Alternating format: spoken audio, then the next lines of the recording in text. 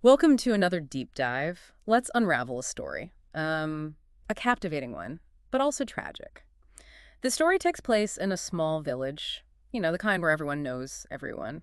Life's pretty routine there. Seasons change, life goes on. Until Kojo And returns. Kojo's return really shakes things up, doesn't it? Oh, absolutely, because he's not the same Kojo who left. Right. The villagers, they call him mad. Which instantly creates this sense of mystery for the listener, right? What happened to Kojo while he was away?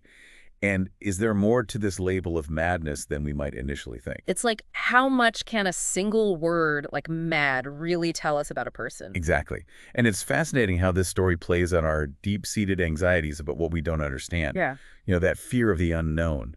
And Kojo, upon his return, he's practically a walking embodiment of that fear. You're right. The narrator describes him as unkempt, like he's lost in his own world.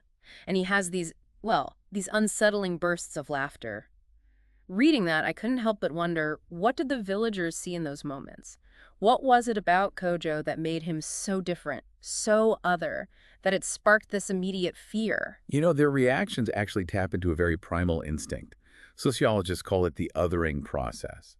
Basically, when a community, especially one as tight-knit as this village, encounters someone who deviates from their norms, their immediate response is often to label them as different, as not one of us, which unfortunately can quickly escalate to fear and exclusion. And that makes me think about how often we do that in our own lives, slap labels on people before we even really know them. All the time. It's a natural human tendency, unfortunately. Yep. And in Kojo's case, that othering is amplified by how he's constantly referred to as mad. It's like a label that's been, I don't know, stamped onto him, instantly defining how people perceive him, even before they really know him. And it made me think, are we as humans ever truly open to understanding someone that we've already prejudged? That's the question, isn't it? It's a critical one. And within this story, this label of madness, it takes on an almost contagious quality. Oh, absolutely. Like, it's a thing that can spread. And it's like the village elders who are like the keepers of tradition, right? They're warning people that Kojo's madness is somehow transmittable. Like, it's a danger to their carefully ordered world. This fear of what's sometimes called moral contagion, it's a powerful tool for social control. It plays on our deep-seated anxieties about fitting in, about belonging. The message is clear. Don't stray from the accepted path. If you do, you risk association with the other. And you, too, might be branded as dangerous. And this is where Ama enters the picture right in the middle of all this fear and judgment surrounding Kojo. Yeah, she's a really intriguing character. Because on the one hand, the narrator describes her as the village beauty, someone who turns heads. But at the same time, it's clear that she's a free spirit. Like, she's yearning for something more than the traditional life that's expected of her. It's almost like she can see right through that label the villagers have placed on Kojo. Right. And she completely rejects the warnings, all the whispers about him. She insists that he's simply misunderstood, not dangerous. Which is such a powerful statement to make, especially when everyone else is so afraid. Do you think there's an element of rebellion in that too? Like, she's pushing back against the expectations of her community? I think so, yeah. I mean, her actions directly challenge the village's social order. Right. It's like, by embracing Kojo, she's also embracing everything he represents. Exactly. And that defiance, especially against the backdrop of all the fear surrounding Kojo, it speaks volumes about her character. Oh, absolutely. But it also, in a way, sets the stage for that classic tragic love story, doesn't it? It does. And it's fascinating how the narrator describes their relationship. Those secret encounters they witness between Ama and Kojo. The long conversations, the shared laughter, it's like you can just feel their connection growing stronger, even though the narrator is only observing from a distance. You really get the sense that there's something real between them, something special. But then, the narrator mentions this feeling of unease, especially when they describe Kojo's laughter. It's almost like they sense that something isn't quite right. I think the narrator's picking up on something very subtle, but also incredibly powerful here. The transgression of social norms. Even though the narrator might sympathize with Ama and Kojo, there's this inherent discomfort in witnessing something that goes against everything their society deems acceptable. So that fear that's already surrounding Kojo, that feeling of unease, it starts to spread like wildfire through the village. Right. And you have to remember, people need someone to blame. And in this case, Kojo becomes the easy target. Because he's different. He doesn't fit in. Exactly. And this is where those deep-seated anxieties we were talking about earlier really come into play. Yeah. The villagers are desperate to restore order.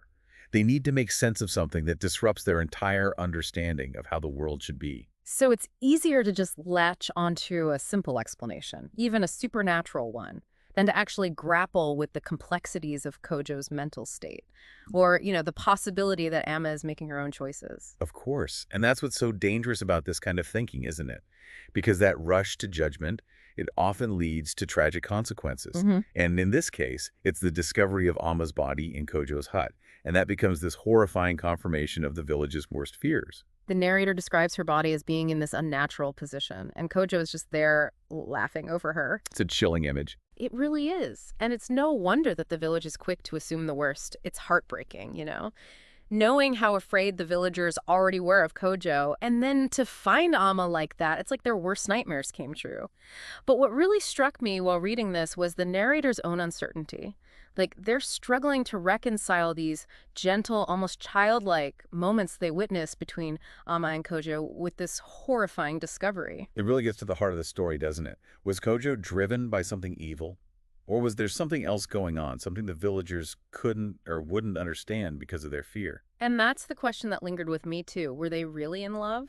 Or was there something darker going on, something more manipulative? Right. Like, are we seeing true love here? Or are we seeing something much more sinister? And I think that ambiguity is what makes this story so powerful, so unsettling.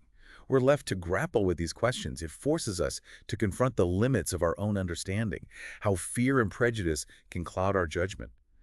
The villagers were so convinced that Kojo was dangerous that they never even considered other possibilities. Like, what if Ama's death was an accident? Exactly. Or what if Kojo's reaction, that laughter the narrator describes, what if that was his way of expressing grief? A kind of grief so profound, so outside the villagers' understanding, that it manifested in a way they couldn't comprehend. It's a good point.